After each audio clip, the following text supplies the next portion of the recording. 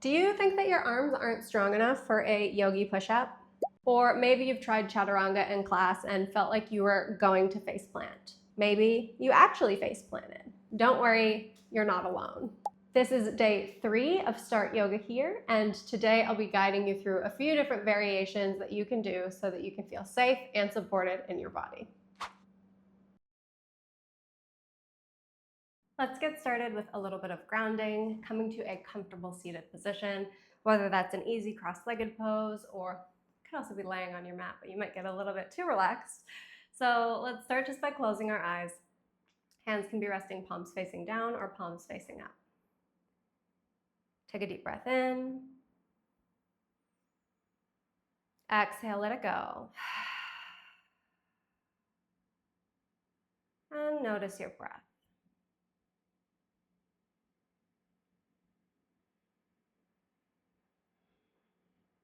Is your breath deep?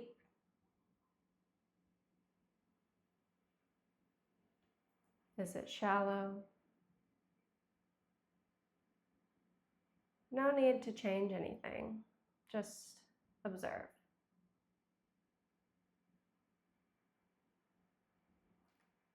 Notice where your body is making contact with the mat.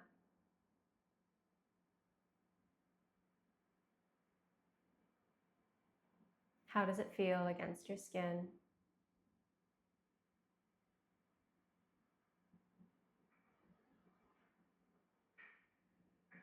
Be here now. Nothing outside of this moment matters. Take a deep breath in.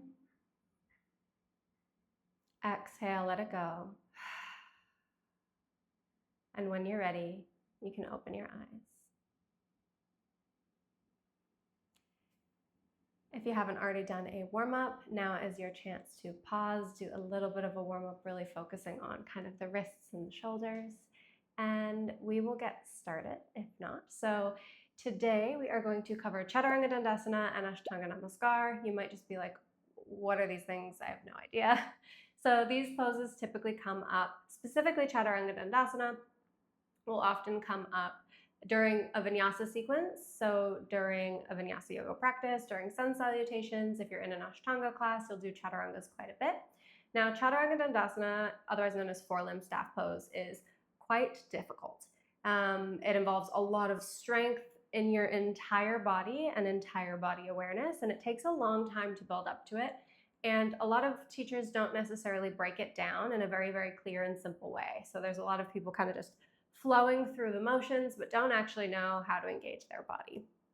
So we'll work on that in the second half, but we'll start with my favorite kind of little introduction called Ashtanga Namaskar, which is another pose that works a lot of the different muscles similar to Chaturanga and is always a really, really great option if you are new to yoga, tired, getting up the strength, whatever it is that you need. So we'll get started and we'll try it together. So let's start by coming onto our mats. And in a moment, we're going to start out in a plank position. So what we will be doing in our plank position, and I just want you to look at me really, really quickly, is we'll have our arms out in front of us and we'll be bending our elbows. So a lot of the times when we bend our elbows, sometimes we'll notice that we're bending out to the side. We're not bending out to the side in either of these poses today. Instead, we're thinking of having the elbows face down and squeezing in along the ribs. So your elbows should be facing back, gliding along the rib cage. Don't worry, I'll remind you, and gliding back. So let's get started in our plank position. I'm sure you remember for our plank position, we can start in a tabletop. Fingertips are spread nice and wide. We curl the back toes underneath. We protract the shoulders. Tailbone is tucked, breathing in. So for Ashtanga Namaskar, literally known as knees, chest, chin pose, we take a deep breath in. We exhale, we drop the knees, and then we bend into the elbows, and as we begin to bend into the elbows, we keep the hips up, and we lower down the chest and the chin. So think of squeezing the elbows in towards the side until your chin and your chest touch the ground. Now, we don't want to collapse all the way down into this, but we're squeezing the elbows in, and just a slight tap. Let's inhale. bring it back up. We don't need to bring the knees up. Yeah, we can. Lift up the knees, deep breath in. Exhale, drop the knees, the chest, and the chin. You see that the hips are still in the air. And then inhale, rise it up, and sink it back. Now this is a great pose whenever you're kind of going through vinyasa. If you want to skip your vinyasas and your chaturangas and your flows, you're always more than welcome to just go back to a child's pose, go back to a downward facing dog. But if you want something that will still give you a little bit of upper body strength, I'm sure that you felt that upper body strength as we were lowering down and then that release. This is always a great option. The next option, the one that will happen quite frequently in class, is known as Chaturanga Dandasana. So Chaturanga Dandasana, you may have seen if you've done yoga before. If not, this might be new to you. You lower down about halfway. Think of it as like a mini yogi push-up. However, what we often see is this is part of a pretty fast-moving sequence. And so we'll see people who want to go into a back bend, kind of like dive down with their shoulders and lift up in that way, or you'll flop all the way down to the ground and then lift up.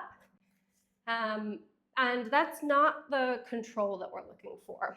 We want to be really strong, really firm, and really controlled with these postures, because otherwise it can cause a little bit of damage to the rotator cuff, especially when they're quite repetitive.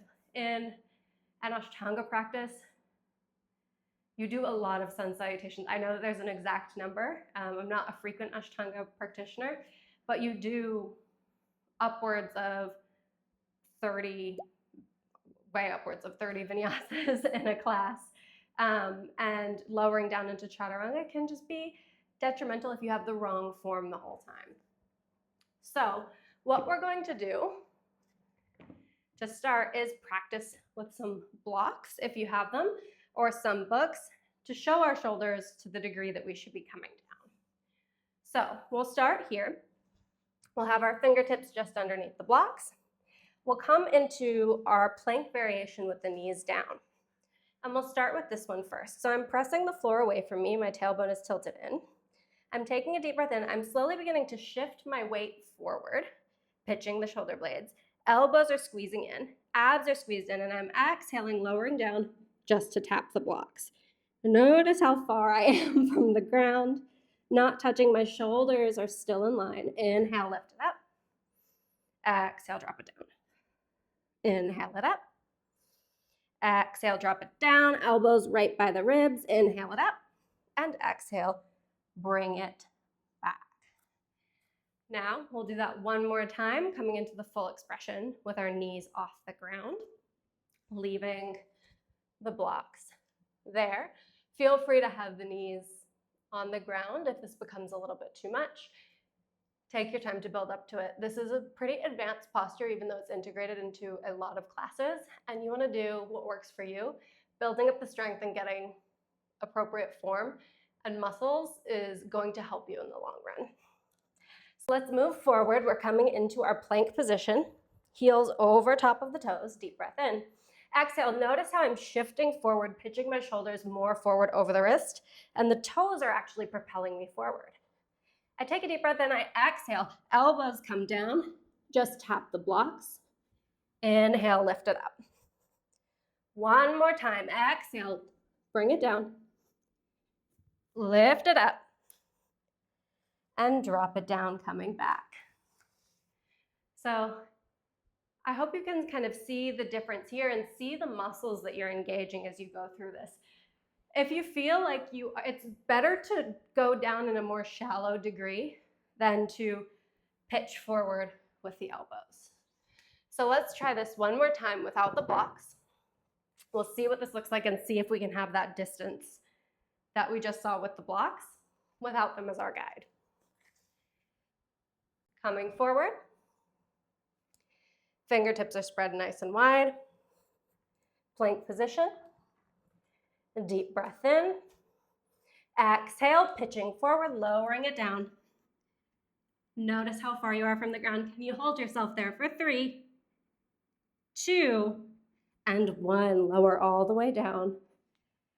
And press back onto the heels. Bring your knees a little bit closer to your hands. Come into a gentle position. Maybe shake the wrists, shake the shoulders. And when you're settled, let's integrate the practice, closing the eyes.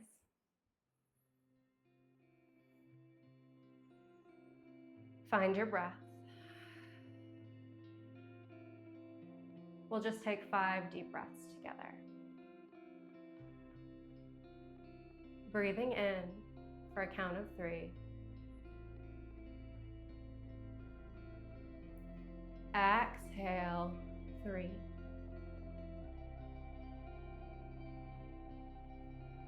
Inhale, count of 4. 2, 1. Exhale, 4, 3, 2, 1. Inhale, count of 5, 4, 3, 2, 1. Exhale, 5, 4, 3, 2, 1. Inhale.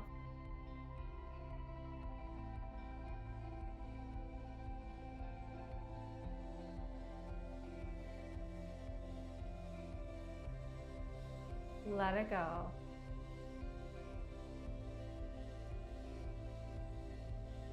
2, 1, and then 1 breath on your own. Exhale. And when you're ready, you can open your eyes.